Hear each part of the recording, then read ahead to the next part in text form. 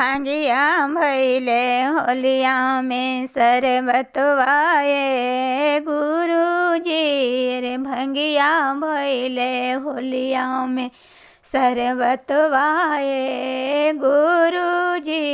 रे भंगिया भैले होलिया में सरबतवाए गुरुजी पहिला गल हरेंद्र भैया पियलन हरेंद्र भैया पियलन यर गावे गावे कैलन पारा चरवाए गुरुजी यर गावे गावे कैलन पारा चरवाए गुरुजी अरे भांगिया भैले होलिया में सरबतवाए गुरुजी अरे भांगिया भैले होलिया में सरबतवाए गुरुजी दूसरे गाल सवालीला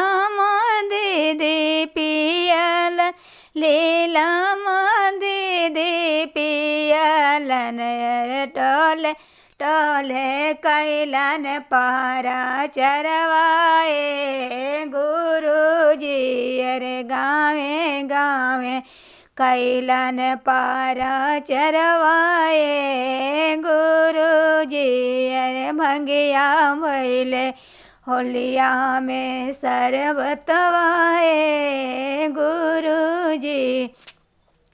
अरे भांगिया भैले होलिया में सरबतवाए गुरुजी तीसरे गल सब भैया लोग पियलन गो तीसरे गल गुरु भैया लोग पियलन गुरु भैया लोग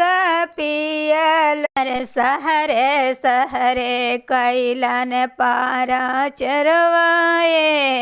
गुरुजी सहरे सहरे कैलन पारा चरवाए गुरुजी अरे भंगिया भैले होलिया में सरबतवाए गुरुजी अरे भंगिया भैले होलिया में सरबतवाए गुरुजी चौथे गल सवा गुरु बहिना लोग पियल गुरु बहना लोग पियल अरे टोले टोले कैले पारा चरवाए गुरुजी अरे टोले टोले कैले पारा चरवाए गुरुजी अरे भंगिया भैले होलिया में सरबतवाए गुरुजी अरे भंगिया भैले होलिया में सरबतवाए गुरुजी।